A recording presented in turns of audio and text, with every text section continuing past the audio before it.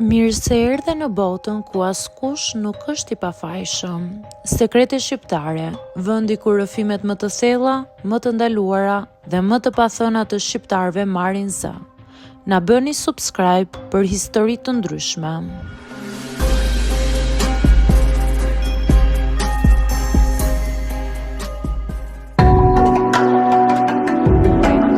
Nëse do ta kisha dëgjuar këtë fjali nga dikush tjetër, do të kisha menduar se ishte thjesht një histori e çuditshme, një paradoks emocional, diçka që ndodh vetëm në libra. Por jeta më ka mësuar se realiteti është shumë më i ndërlikuar se çdo imagjinat. Unë quhem Egla. Kjo histori nuk fillon me dashuri, por fillon me dyshim. Dyshimi është se si një zë i ulët që nuk të lë të flesh natën. Fillimisht e injorova, pastaj fillon ta dëgjosh, derisa një ditë e kupton se nuk është frikë, por është intuit. Kështu e ndjeva për burrin tim. Nuk kisha prova, por kisha ndjesinë e fortë se dikush tjetër ekzistonte në jetën e tij, në një hapësirë ku unë nuk kisha vend. Kur e zbulova të vërtetën, nuk u ndjeva e shkatruar siç mendoja se do të ndihesha.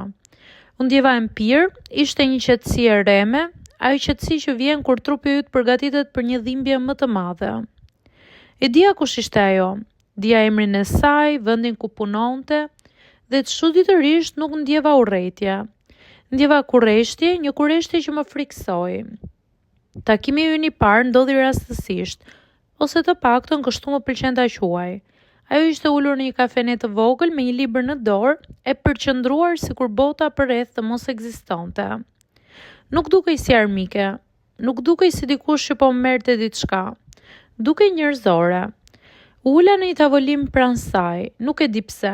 Ndoshta sepse doja të shija me sytë e mia atë që burri im shihte tek ajo.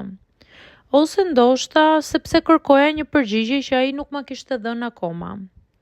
Kur më foli, zëri i saj ishte i butë. Nuk kishte asgjë provokuese, asgjë fitimtare, dhe në atë moment diçka brenda meje u çorodit. Ajo nuk ishte personazhi negativ që unë kisha ndërtuar në mendjen time. Filluam të flisnim për gjëra të zakonshme, për libra, për lodhjen e përditshme, për ëndrat e parealizuara. Asnjëherë nuk përmendëm burrin tim. Ishte si një marrëveshje e pashkruar mes dy grave që nuk ishin gati për të vërtetën e plotë. Takimet tona u përsëritën. Çdo herë ndihesha më afërt me të. Jo si gruaj që përballet me dashnoren e burrit, por si një njeri që gjen dikë që e kupton. Ajo më dëgjonte, më shikonte kur flisja, nuk më ndërpriste, nuk më gjykonte. Një ditë e kuptova, nuk ishte thjesht simpati, nuk ishte solidaritet femëror, ishte diçka më e thellë, më e heshtur, më e vërtet. Ishte dashuri. Një dashuri që nuk e kisha parashikuar, nuk e kisha kërkuar, dhe që nuk e kisha lejuar kurrë në mendjen time. U trëmba, jo nga ndjenjat për të, por nga ajo që kjo dashuri thoshte për mua. Për martesën time, për jetën që kisha ndërtuar mbi zakone dhe jo mbi ndjenja.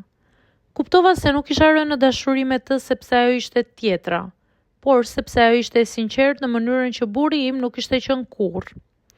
Kur e mora guximin të flisja hapur, sytë e saj u mbushën me lotë. Jo nga gëzimi, por nga e vërteta që më në fund doli në dritë. Ajo më tha se as ajo nuk ishte qenë kurrë e plot në lidhje me burrin tim. Gjithmonë kishte ndjerë një boshllëk dhe tani e kuptonte pse. Burri im ishte pika jone e përbashkët, por jo lidhja jone vërtet. Nuk pati drama të mëdha, nuk pati përballje të zhurmshme. Pati vetëm një ndarje të qetë nga një jetë që nuk ishte më e imja. Dhe për herë të parë nuk ndihesha fajtore për lumturinë time. Dashuria ime për të nuk ishte rebelim, ishte zbulim. Kur e them me zë të lartë që rash të dashuri me dashnoren e burrit, nuk e them për të tronditur askënd. E them sepse është e vërteta ime. Një e vërtet që më mësoi se dashuria nuk ka gjithmonë formën që ne presim, por gjithmonë ka fuqinë të na çlirojë. Unë quhem Egla, kjo është historia ime. Një histori që nuk kërkon miratim, por mirëkuptim, sepse ndonjëherë zemra gjen shtëpinë e saj në vendin më të papritur.